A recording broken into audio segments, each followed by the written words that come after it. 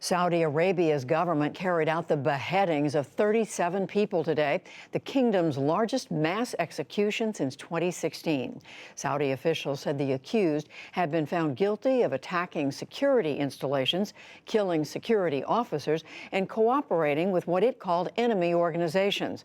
One of the bodies and the severed head were put on public display as a warning. In Washington, deadline day came and went for the Treasury to release President Trump's income tax returns. Democratic Representative Richard Neal, chairing the House Ways and Means Committee, asked for 6 years of personal and business returns, but the White House refused. Neal may now issue a subpoena in a probe of the president's business dealings at home in the U.S. and abroad.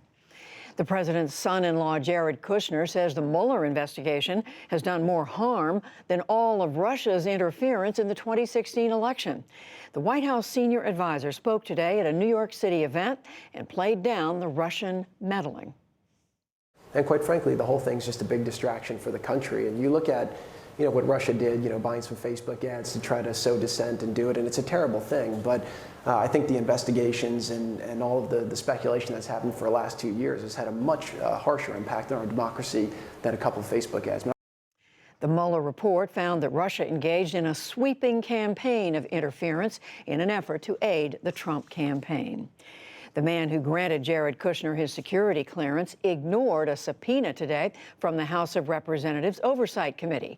Carl Klein was White House Personnel Security Director during President Trump's first 2 years in office.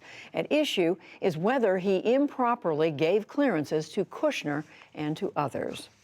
In the Philippines, an earthquake struck the central part of the country, but there were no reports of deaths. Just yesterday, another quake killed at least 16 people in the northern Philippines. Excuse me, the shock waves brought down a supermarket and damaged an airport. Voters in Egypt have overwhelmingly approved letting President Abdel Fattah al-Sisi stay in power until 2030. Election officials say that the proposal won nearly 90% of the vote.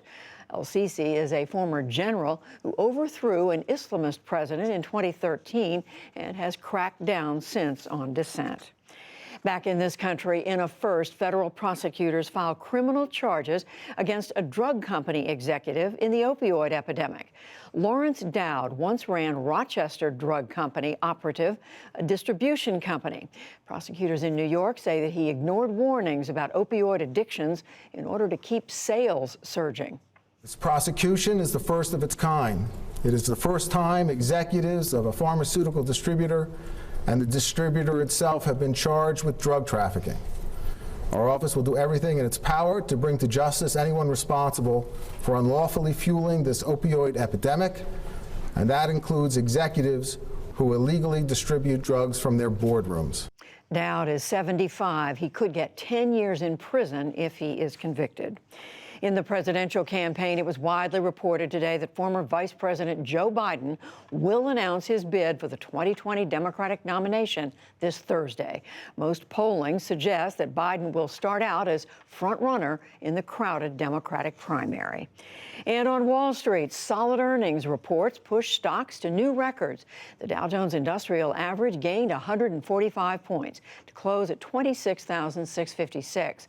The Nasdaq rose 105 points to a new record close, and the S&P 500 also had its best finish ever. Still to come on the NewsHour, putting a citizenship question on the census reaches the Supreme Court. Where Democrats stand on possibly impeaching the president. A killing in Northern Ireland revives dark memories of the Troubles, and much more.